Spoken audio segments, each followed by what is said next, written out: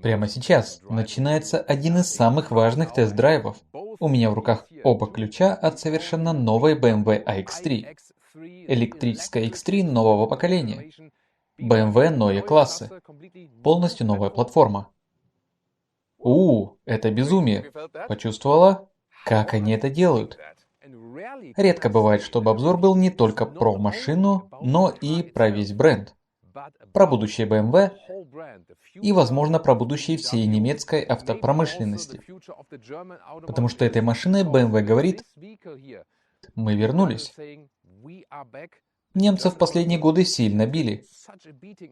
Опоздали с электромобилями, запороли свежие интерьеры, запороли внешний дизайн и так далее, и так далее. Критика во многом была справедливой. Я тоже в ней участвовал, а теперь BMW заявляет: мы вернулись. Хотим в полной мере влиться в электровечеринку именно на таких машинах. У нас две версии M Sport Pro и просто M Sport. Плюс два разных интерьера, чтобы показать все разнообразие. Проверим езду и эффективность. Какой реальный запас хода в обычной жизни. Все, что нужно знать про эту суперважную машину с Томасом на авточувстве. 4К на весь экран и без купюр. Поехали. Ключи у меня в руке. Могу в любой момент открыть-закрыть машину и показать вам подсвеченные ноздри. Спереди новое лицо Neue класса. Neue класса переводится как «новый класс». Такой же был в 70-х. Сейчас ноздри сделали небольшими, но вертикальными, потому что учли ваши отзывы. Иногда ноздри становились просто слишком огромными. И вот решили, возвращаемся к ретро-стилю. Mercedes сейчас делает то же самое с GLC и Q, прямым конкурентом, тоже чуть скромнее. Немецкий дизайн всегда был про сдержанность. Это машина с пакетом M-Sport. Значит, другая графика по бокам бампера, например, черная. Есть воздушные завесы и черные вставки внизу бампера. Базовая версия выглядит чуть менее спортивно, так сказать. Разница не огромная. И что интересно, на аэродинамику это почти не влияет. Коэффициент сопротивления 0,24. Отлично для электрического кроссовера. И намного лучше, чем у обычной X3 с ДВС или подзаряжаемым гибридом. Там 0,27. Чем ниже, тем лучше. С большими колесами можно довести до 0,25. Скоро все объясню. А теперь интересный момент с ноздрями. Это, скажем так, обычный вид. Контур видно даже когда подсветка выключена, а когда включаю, вот подсвечены ноздри. Эта опция можно не брать. И даже если взяли, всегда можно отключить по вкусу.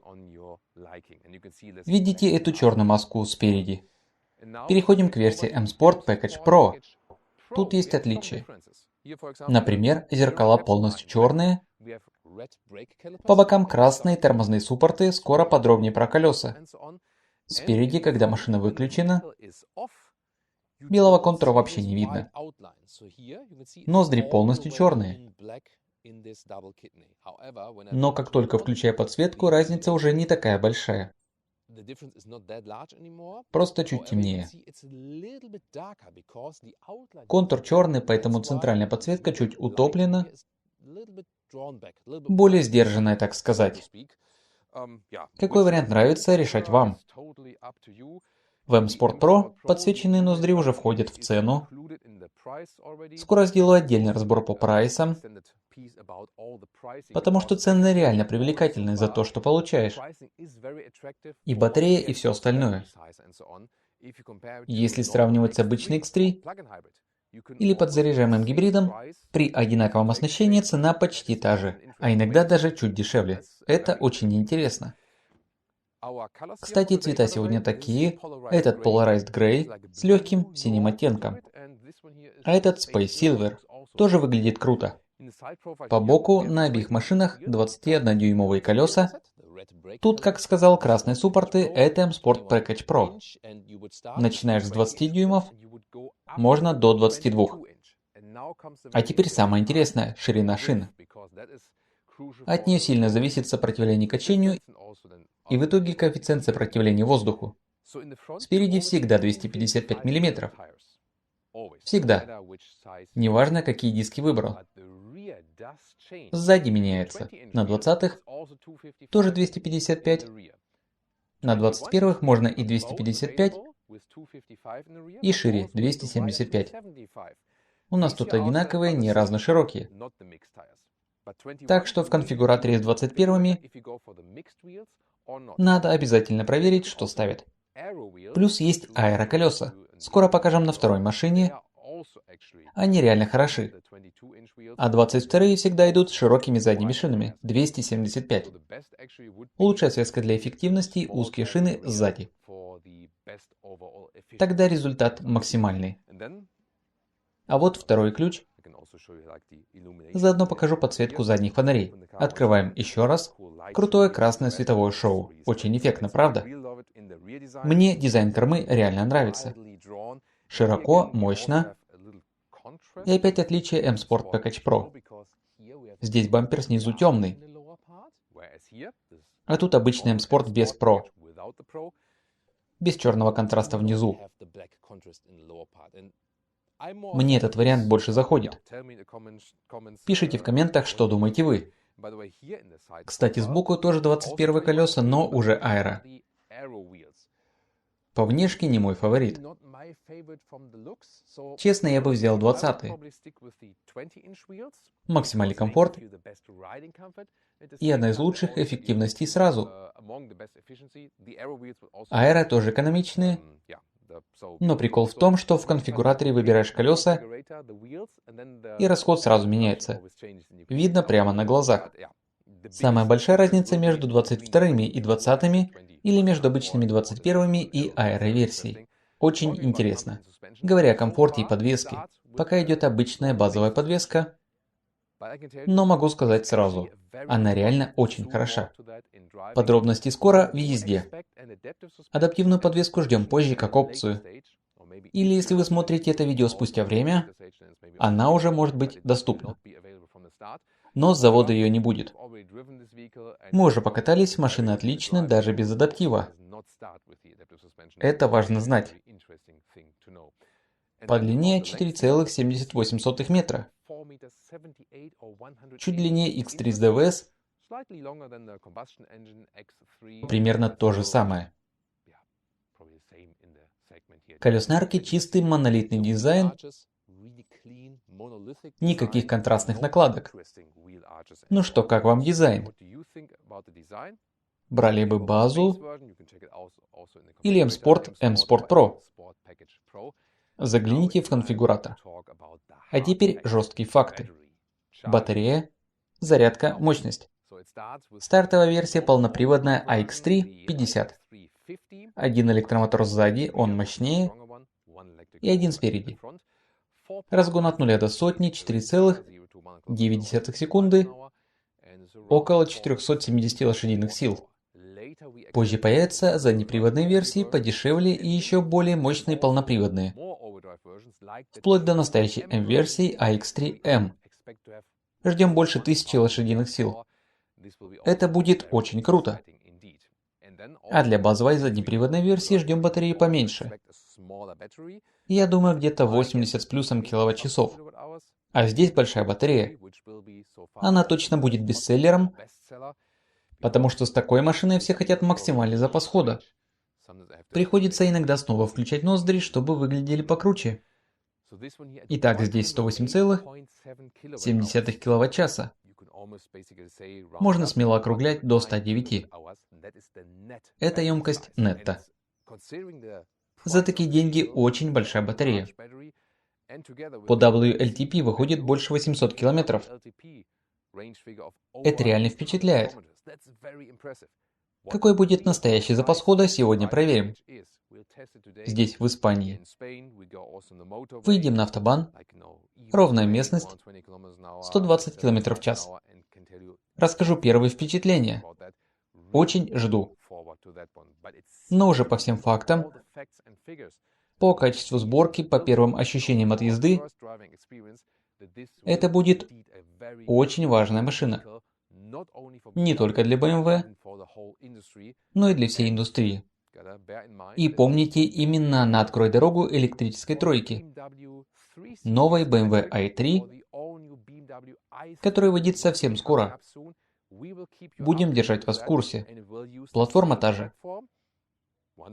Разница в том, что этот iX3 собирают в Венгрии, а i3 будут в Мюнхене. В США машина появится к середине 2026, в Китае чуть позже, в 2026, с удлиненной базой и адаптированной под местный рынок мультимедиа.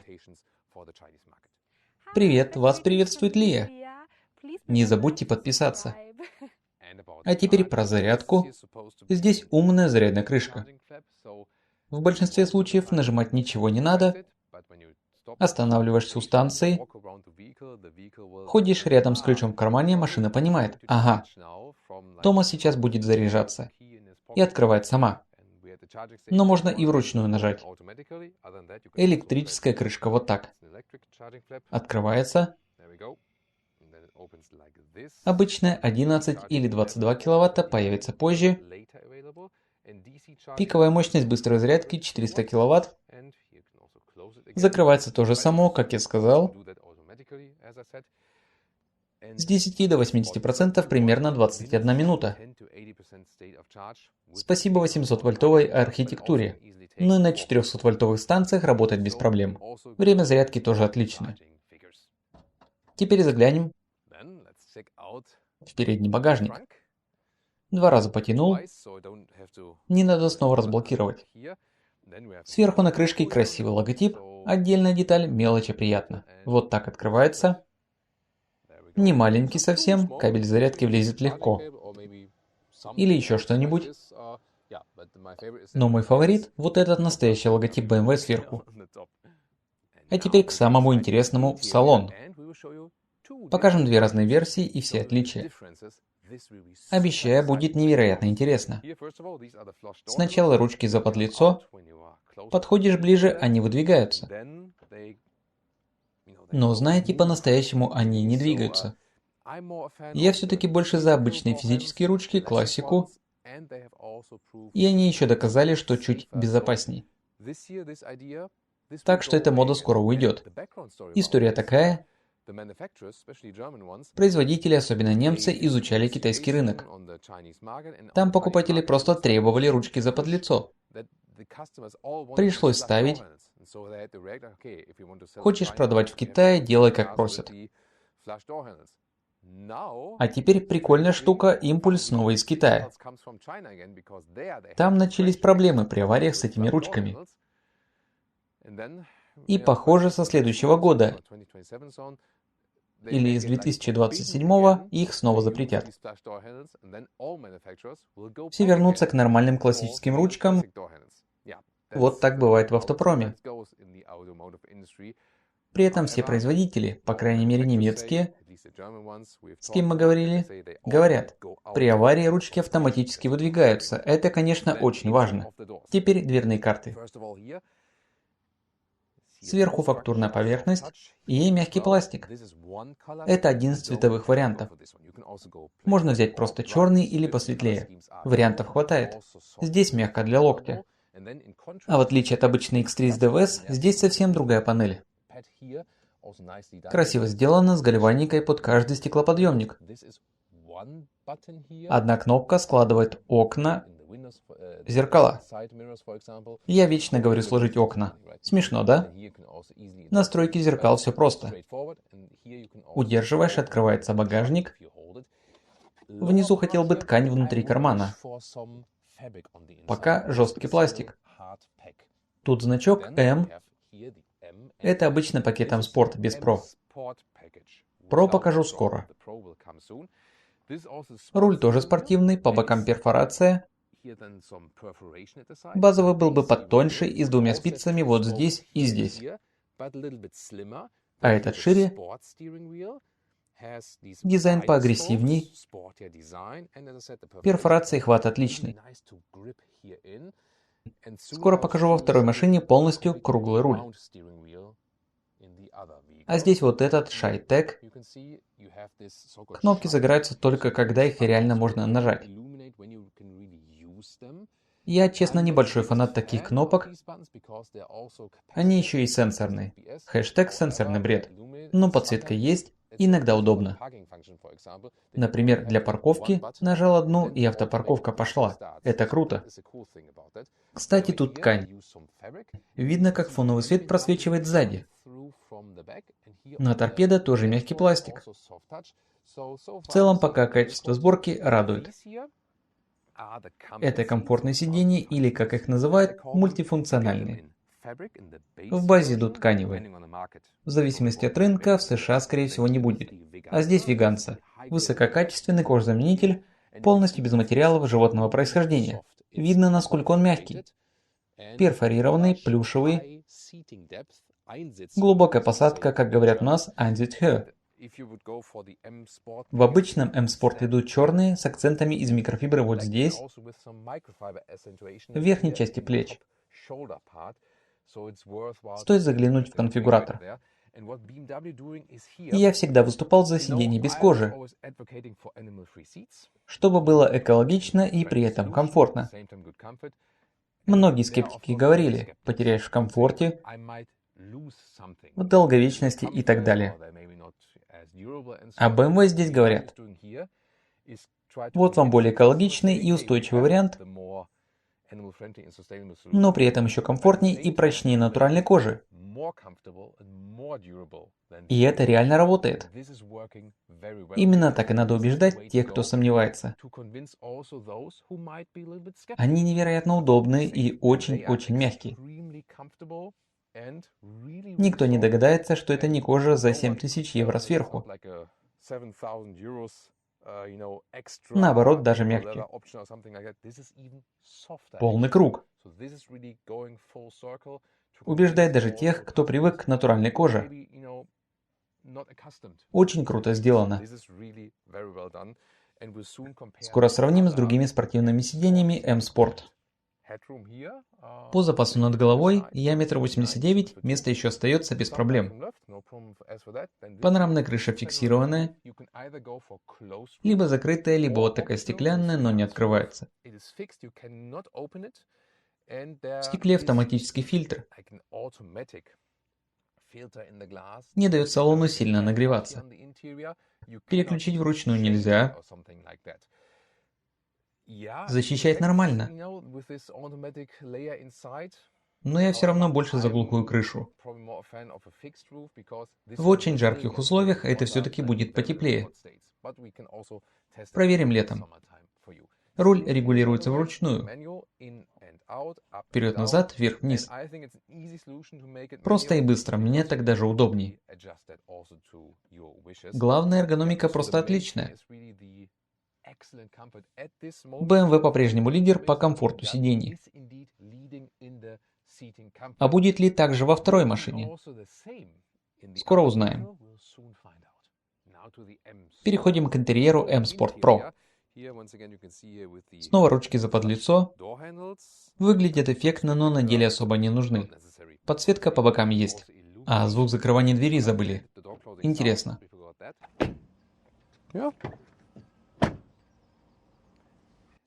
Вообще-то у этой машины он получше. Сейчас еще раз проверю.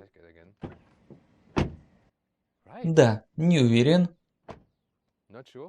Нет, все-таки у этой лучше, чем у той. Звук закрывания двери не самый топовый, что я слышал. На дверных картах тут микрофибра внутри. Красиво сделано, можно полностью черное, однотонное, круто. Значок M-Sport Pro. И вот эти спортивные сиденья. Выглядит просто бомба. Мне очень нравится. Подголовник встроенный с подсветкой логотипа M. Но его можно поднимать, опускать с экрана. Вот максимум. А у пассажира минимум. Опять перфорированная веганца высокого качества. Мягкой-примягкой. Плюс вставки из микрофибры по бокам. Главное отличие тут выдвижная подушка снизу и посадка явно спортивнее. Больше выраженная боковая поддержка, особенно в плечах. Но вопрос, комфорт лучше, такой же или хуже? Ощущения совсем разные. Здесь вверху плечи держат сильнее, при этом зона комфорта довольно широкая. Оба варианта хороши по спинке. Это сиденье явно туже. Если ширина побольше, может быть тесновато. Кому-то ближе нравится, мне чуть свободнее лучше. Зато тут есть выдвижная поддержка для бедер. Это реально круто. Но они чуть туже, эти сиденья. Оба очень хороши и очень удобны. Но сложный выбор. Мне нравятся оба, но для максимального комфорта я бы взял комфортные мультифункциональные. Да, потому что за рулем они кажутся чуть мягче. Это главное. Можно спокойно брать любые, но за лучший комфорт те. А эти зато выглядят круче всех. Еще одно важное отличие в интерьере, сейчас покажу. Это классический M-Sport руль. Без вертикальных спиц. Вот такие. Опять перфорация по бокам. Теперь про кокпит подробнее. Руль M-Sport. Если хочется классического стиля, берете этот. Перфорация по бокам. Очень мягкий. И вверху метка 12 часов. И сама перфорация все супер. Хват такой, что сразу берешься за 9 и 3 часа. Это правильно. Держаться реально приятно. Честно, дизайн рулей BMW мне не всегда заходит. Как и сенсорные кнопки.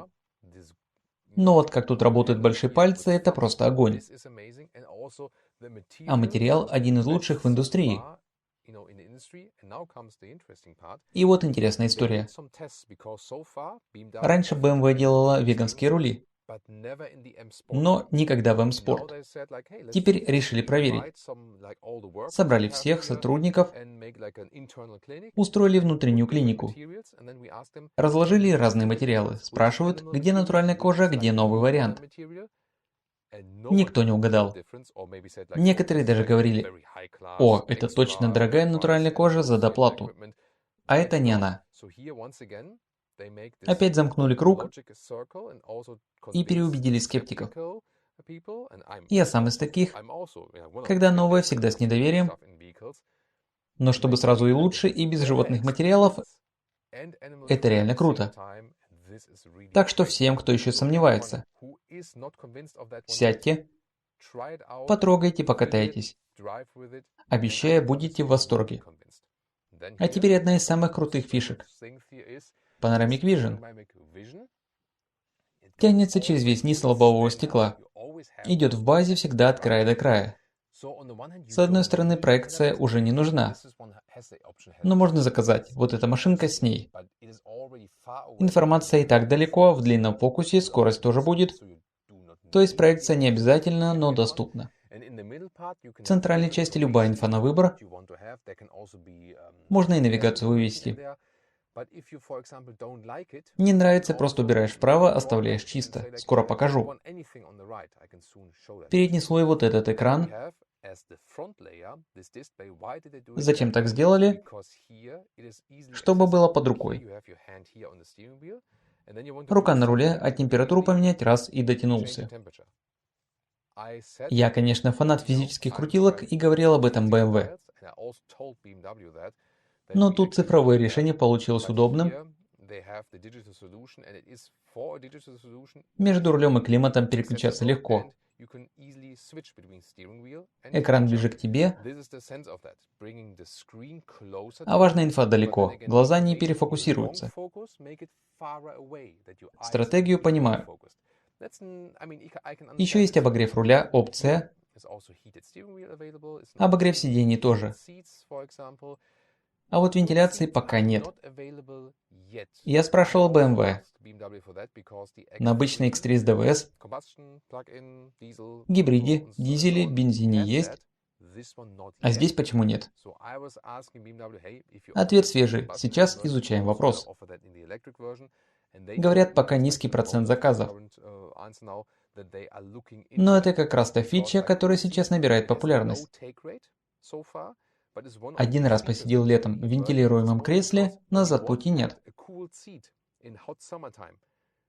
Зато тут перфорация, пассивное охлаждение, и эта веганца высокого качества реально меньше нагревается, чем натуральная кожа. Плохой кожзам, конечно, жарит, но тут все сделано на уровне. Так что тема с охлаждением, обогревом сидений очень неинтересная. Еще прикольно, что экран такой необычной формы. Не обязательно, но и не мешает.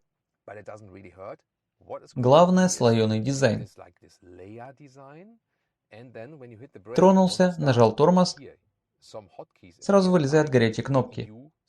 Например, этот дурацкий европиск бип-бип после 50 км в час. Раз и выключил.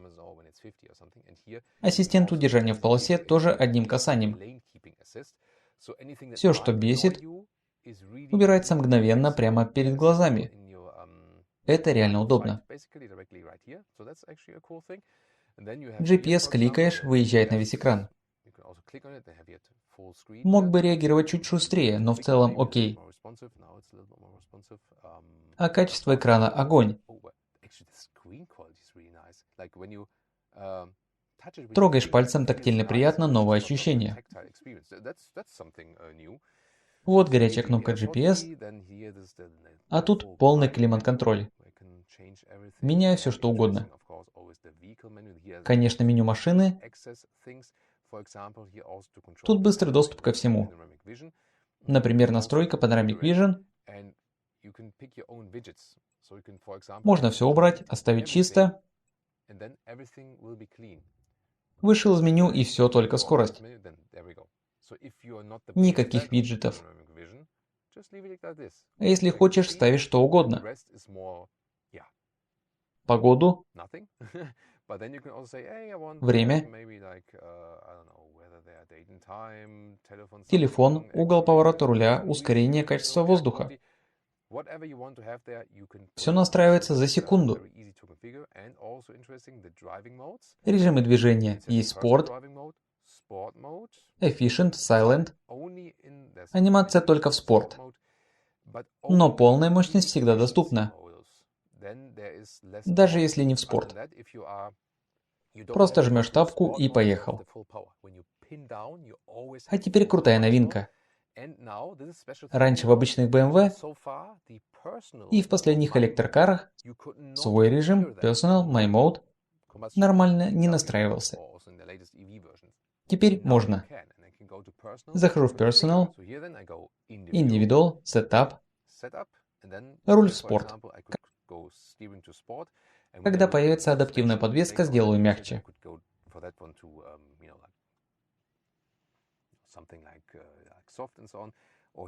Рекуперацию слабую, сильную или адаптивную, все сохраняется. Наконец-то прислушались к отзывам. Это реально удобно.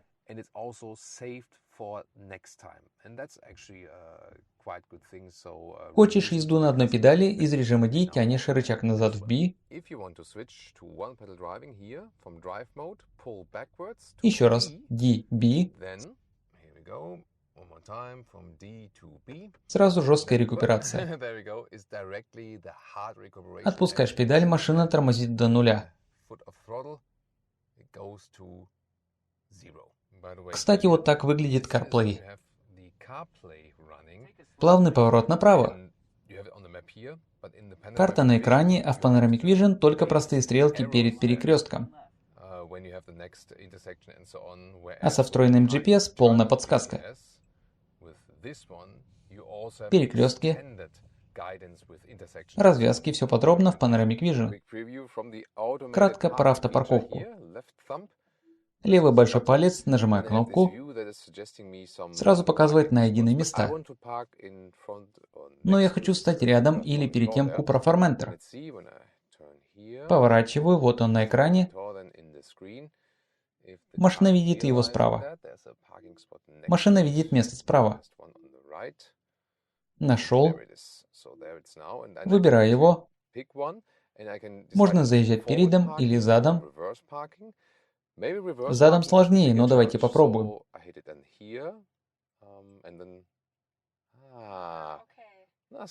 Хотя машина сама предлагает передом. Легче. Ладно, поехали передом. Старт. Смотрим, насколько плавно. Обычно на автопарковке немного укачивает. Машина дергает слишком резко. А тут посмотрим, как плавно. Зеленые светодиоды на руле, как в ассистенте движения по шоссе. Скоро поедем 130 км в час. Это моя любимая фича, кстати. Очень плавно, реально супер плавно. Главное, торможение не жесткое, никаких рывков, очень круто.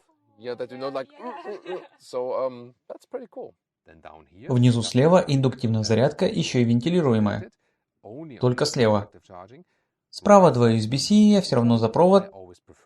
Честно, и батарея лучше. Адаптивные подстаканники трехпозиционные. Держат любой размер.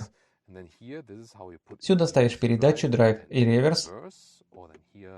Рядом ручник электрический. Громкость все еще настоящая крутилка, радует. Руль тоже можно поменять. Локоть лежит мягко. Достаточно мягко. Открывается, и внутри качество отделки, честно, лучше, чем в X3 с ДВС. Гибриде, бензине, дизеле. Там еще есть к чему придраться, когда открываешь всякие ниши. А тут уже исправили. Левый локоть. Да. Вот тут, пожалуй, могло бы быть чуть мягче, когда руки лежат вот так. Больше ткани на торпедо. У нас темная тема, все сдержано. Но какая бы версия ни была, цветовые схемы на любой вкус. Под центральной консолью еще большой отсек.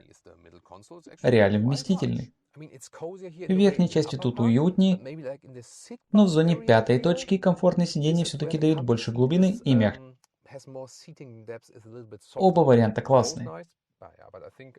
Я бы спокойнее ездил на любых. Но если бы подбирал под себя, взял бы комфортный, хотя эти выглядят просто бомба. Смотрите, вот верхняя часть. Захожу в меню сидений, вот. Подголовник вверх-вниз. Все сохраняется под профилем. Когда Лия садится, сиденье само становится под нее. Я сел под меня. Даже через приложение на телефоне распознает. А вот для контраста другой интерьер. С комфортными сиденьями, цветные акценты. Мне очень зашел светлый салон из студийного выпуска. Я бы взял именно его. Но цвета, конечно, выбирайте сами. И снова другие сиденья. Руль в сравнении M-Sport более круглый, а это чуть сплюснут сверху и снизу, еще одно отличие.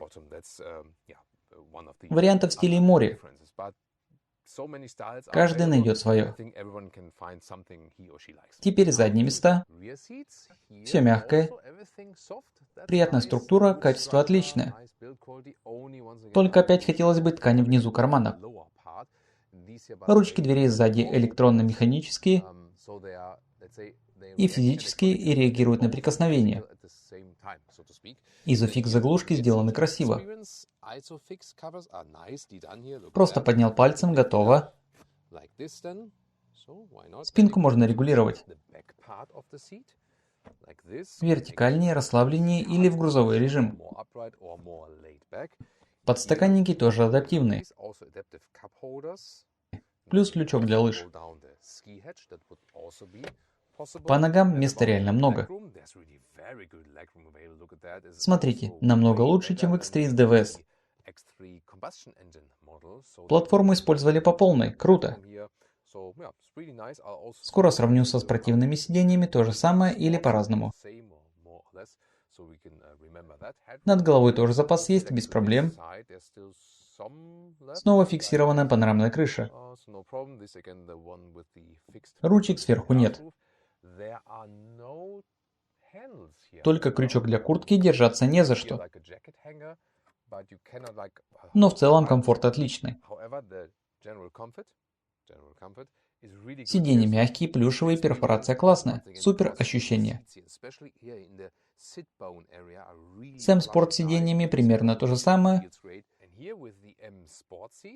Форма чуть другая, вырез чуть шире. Форма чуть другая, вырез чуть шире, но места для ног одинаково много. В любом случае отлично. Теперь багажник 520 литров. С электроприводом открываем. Сразу огромная жесткая шторка. Сначала думаешь: ух ты, качество супер. Редко такую массивную вижу. Полностью отсекает шум, в дороге будет тихо. А потом, куда ее девать? Она же тяжеленная. Я тоже так подумал. Но вот сюрприз.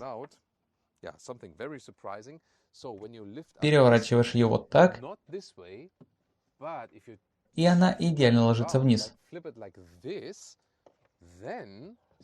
Ух ты! Я сам только что это открыл. Ширина внизу примерно 1,1 метра.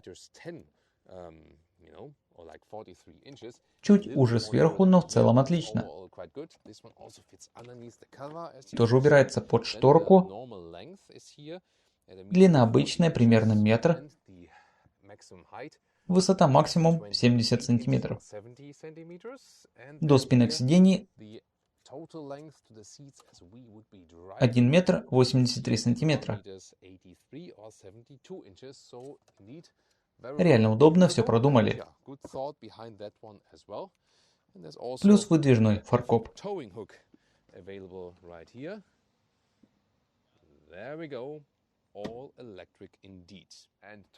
Тянет до 2 тонн.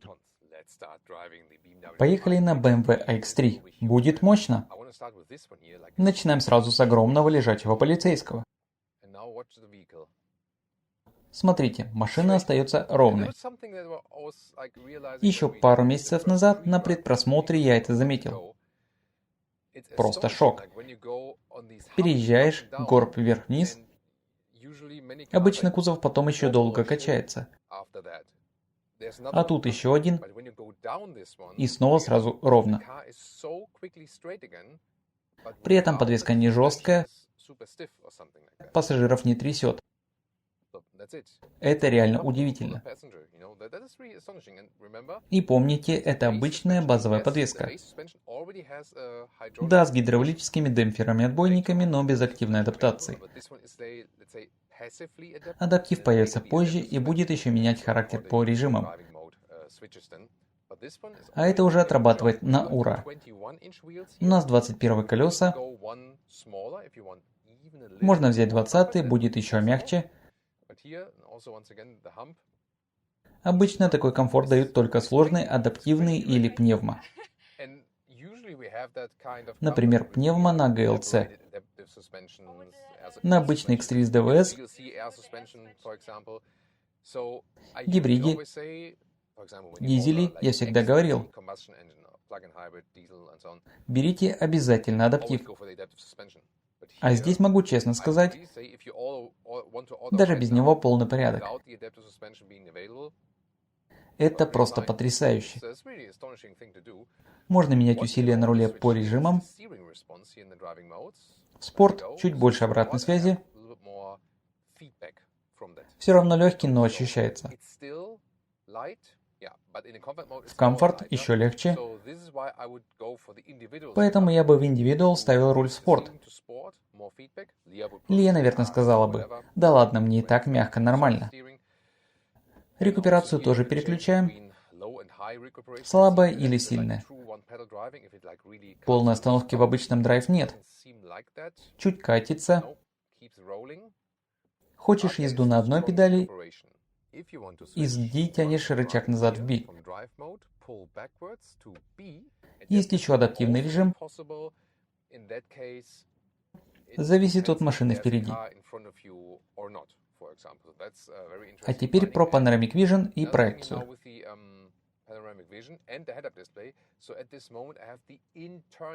У меня сейчас встроенный GPS. Смотрите, все везде показывает поворот.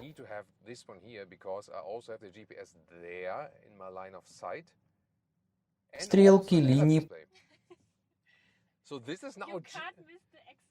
Полный перебор. Томас, поворачивай на следующем перекрестке.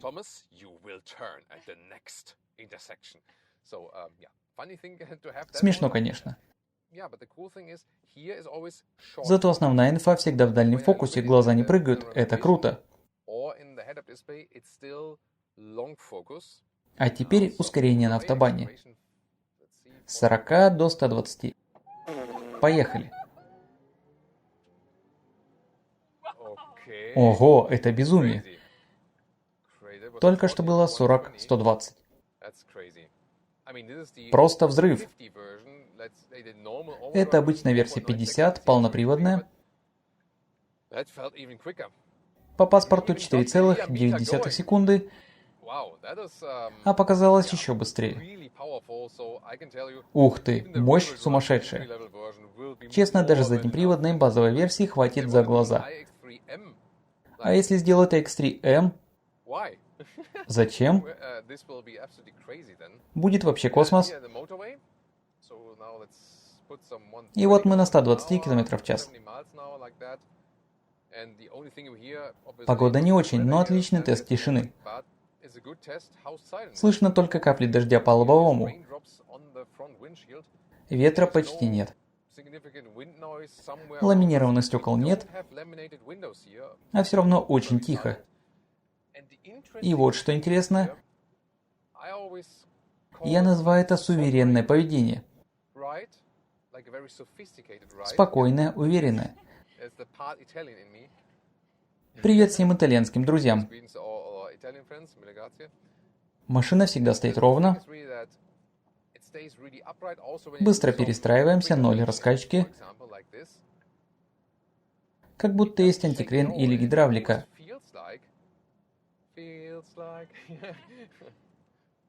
Как у Porsche или NIO.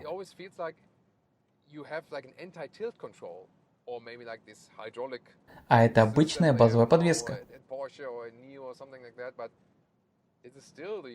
И все равно кузов всегда ровный. Сравнивая с обычной X3 с DVS,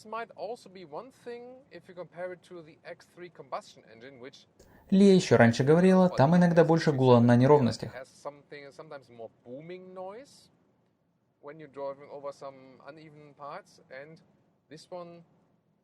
А тут ощущение еще премиальней. Да, машина тяжелее, в крутых поворотах это может сказаться. Но когда ты в кроссовере гоняешь на пределе. А если пересесть с семерки BMW, похожее чувство, как будто едешь на большом длиннобазном люксовом седане. Кузов невероятно спокоен. Такой уровень уравновешенности я редко встречал. Это реально круто. Руль поставил в спорт. Чуть больше обратной связи. Вот так держу.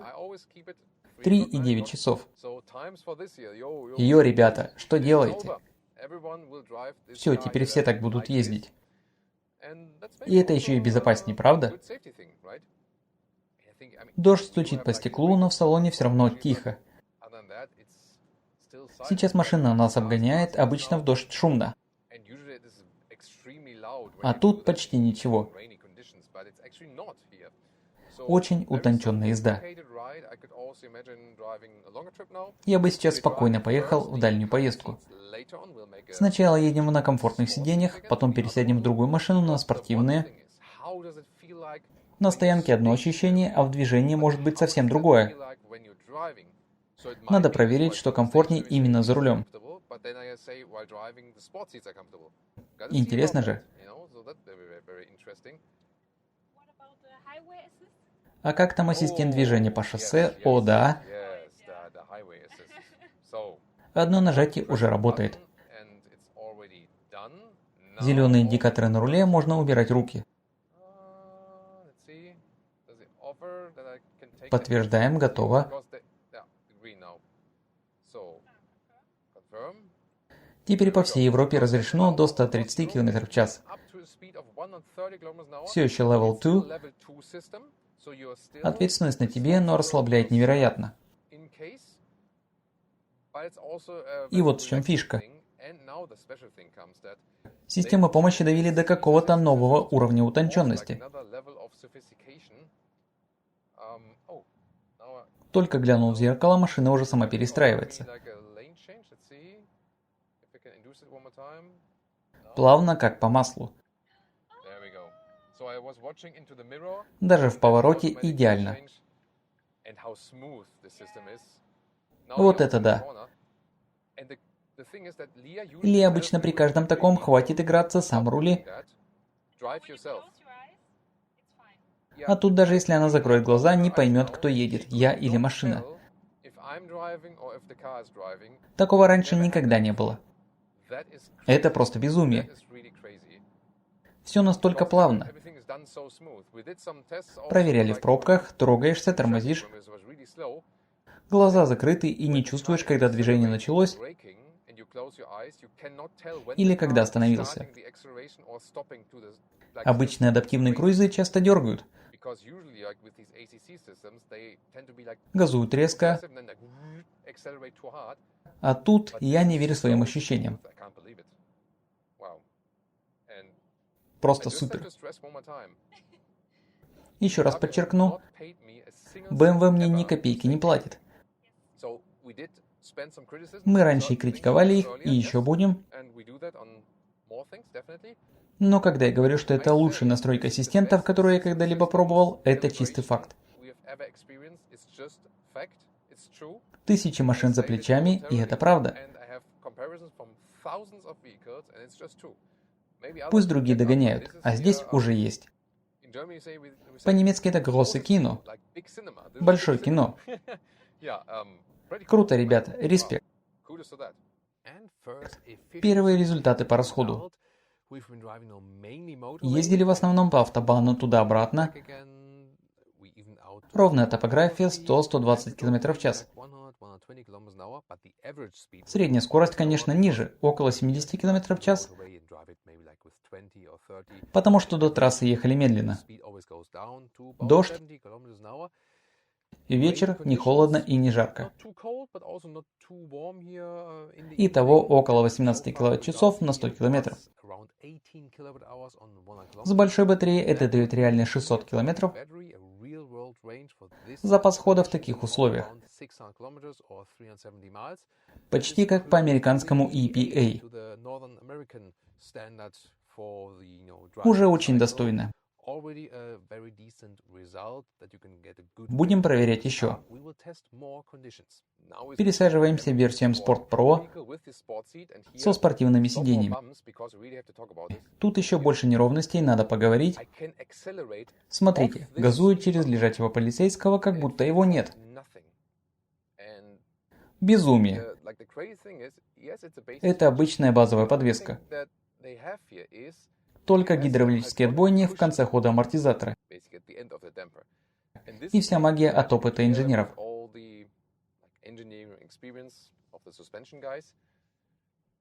Ощущение, будто на каждом колесе активная гидравлика. Можно почти гонять по лежачим, и пассажирам все равно комфортно. Это просто потрясающе. Честно, ребята, это лучшая обычная подвеска, что я когда-либо пробовал. На голову выше всего. Полное безумие. Ни активной адаптации, ни пневмы, ни гидравлики, ни антикрена, ничего. И при этом творит чудеса. Такого я еще не встречал. С базовой подвеской будете абсолютно довольны. Хотя никаких суперсложных технологий. Она реально лучше большинства навороченных. Это сделано специально. Могли бы напихать всего и поднять цену. Но решили держать вес ниже и конструкцию проще. Чем больше деталей, тем больше ломается. Оставили по максимуму простую и надежную. И она просто работает. Это одна из самых ошеломляющих вещей в этой машине. Теперь чуть динамичней. Все еще M-Sport Pro со спортивными сиденьями. Конечно, на жестких ямах лучше бы 20-е колеса. Запомните это.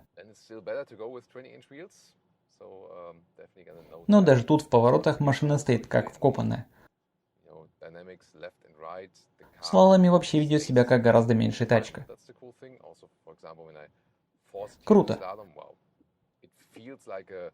Спортивные сиденья хорошо держат в плечах. Удобно при активной езде. В остальном тоже комфортно. Но пятая точка все-таки мягче на комфортных сиденьях.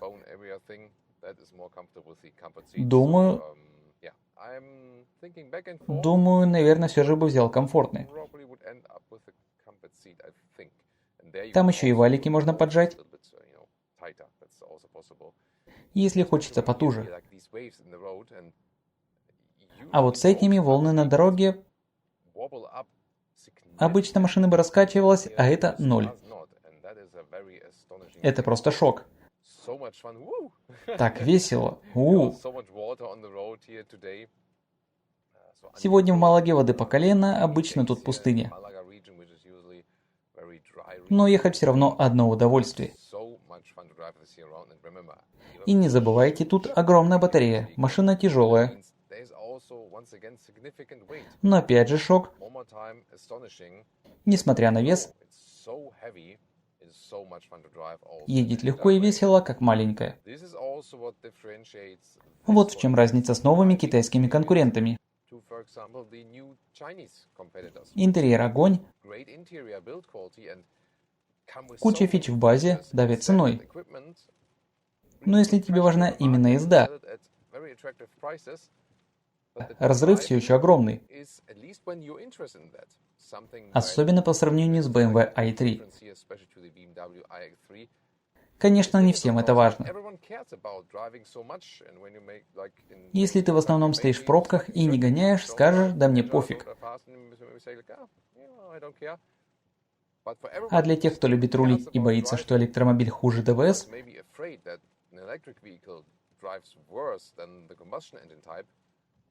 здесь он едет лучше. Честно, один из самых драйверских электрокроссоверов вообще. Это реальное достижение. Еще один тест расхода, только автобан, туда-обратно, ровная местность. 100-120 км в час держали постоянно. Дождь иногда сильный, колеса по воде. 21 колеса не аэро. Получилось 20-21 кВт-час на 100 км. Реальный запас хода примерно 520 км. По ценам очень интересно. Базовая заднеприводная с маленькой батареей от 60 тысяч евро. Большая батарея, самая желанная, от 70 тысяч евро. Соотношение цена-емкость отличное, плюс куча всего уже в базе. Хорошо упакованный iX3 около 80 тысяч евро. Это почти как полностью набитый X3 с подзаряжаемым гибридом. Иногда даже чуть дешевле. Правда, у гибрида уже есть вентиляция сидений и адаптивная подвеска. Но главное, электроверсия не дороже, а где-то даже выгоднее. Плюс налоговые льготы во многих странах. Можно докрутить и до 87 тысяч, но наши машины почти одинаково упакованы и стоят по 85 тысяч. Да, премиум сегмент, не дешевка. Это BMW. Но за то, что получаешь, цена реально хорошая. Работает ли стратегия? Да. Заказов уже больше, чем BMW ожидали. Пока все идет по плану, будем держать в курсе. Какой крутой получился обзор и какая классная поездка. Внешне мне очень нравится. Единственное, что мог бы убрать, эти широкие линии. Ноздри в новом ретро-стиле огонь, особенно в обычной версии без затемнения. Интерьер отличный, просторный, качество на высоте. Исправили косяки, которые были в X3 с ДВС. Там тоже хорошая машина, но внутри были вопросы. Здесь все сделали лучше. Сиденья невероятно удобные, лучшие в сегменте, если не в индустрии. И качество веганских материалов просто топ. Даже скептиков переубеждают. Попробуйте сами, не разочаруйтесь. И комфортный, и M-Sport, оба супер. И езда сплошные сюрпризы. Плюсы и минусы, главный козырь – подвеска. Такой крутой базовой подвески я еще не встречал. Комфортно и спортивно одновременно. Как они держат баланс без сложных адаптивов, просто невероятно. Это ключевой момент. Когда переезжали волну и кузов мгновенно выровнялся, я чуть не поверил. Все сделали гидравлическими отбойниками и опытом инженеров. И еще огонь ассистенты. Интеграция, плавность на новом уровне. Автопарковка, шоссейный пилот до 130 км в час без рук. Ответственность на тебе. Перестроение по взгляду в зеркало. Торможение, разгон, все идеально плавно. Не укачивает, доверяешь полностью. Самая мягкая реализация, что я видел. Да, Германия снова впереди. BMW показали, мы умеем. Один из лучших электрокроссоверов на рынке. Без вопросов. Где хотелось бы лучше? Расход.